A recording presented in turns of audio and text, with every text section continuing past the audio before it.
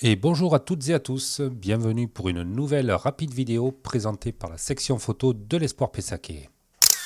Cette fois-ci, nous allons essayer de traquer les taches de capteur. Nous sommes quelques-uns au club à voir de loin ces petites taches qui attirent l'œil et qui sont pourtant faciles à trouver et à éliminer. Allez, c'est parti. On se retrouve cette fois dans Lightroom. Bon, alors j'ai dû chercher un peu et plonger dans mes archives pour trouver une image avec ce qui semble être des taches de capteur ou au moins des taches d'eau sur l'objectif. Bon, en tout cas, ça pourrait être problématique pour notre image. Voilà, on les voit ici. Donc les taches sont d'autant plus visibles que le diaphragme est fermé. Dans Lightroom, dans le module bibliothèque, sur votre image, la touche I fera varier les informations. Ici, on voit que nous sommes à F16.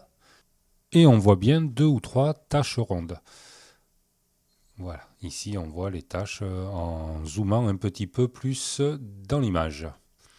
Donc pour les traquer plus facilement, il va falloir aller dans le module bibliothèque, puis sur l'outil tampon, le raccourci clavier est Q, et sous votre image, une case à cocher qui s'appelle afficher les défauts. Et en faisant varier la réglette, vous allez faire varier la sensibilité de l'outil et faire apparaître des ronds ou des carrés qui vont bien se détacher du reste de l'image. Ici, on voit donc des ronds et des petits carrés, et vous pouvez donc les supprimer facilement, directement avec le tampon que vous avez déjà sélectionné à la bonne taille, et Lightroom va réparer les zones. Vous pouvez aussi essayer dans le mode de l'outil, soit la gomme sur lequel nous sommes actuellement, ou éventuellement l'outil Sparadrap. À vous de voir lequel donnera les meilleurs résultats.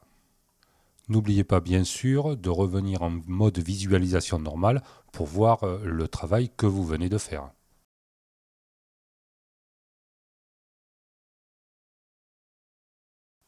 Une dernière chose, pour éviter de refaire la manip à chaque image d'un même shoot, si vos images se suivent, avec la première en début, vous sélectionnez toutes vos images, un clic à droite, paramètres de développement, copiez les paramètres, désélectionnez tous et gardez simplement correcteur.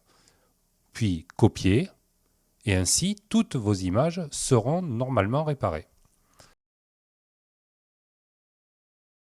Eh bien, merci à vous d'avoir regardé cette vidéo jusqu'au bout. On va essayer bien sûr d'améliorer la chaîne. Dites-moi d'ailleurs en commentaire si vous avez perçu le changement avec le nouveau micro sur les 2 dernières vidéos.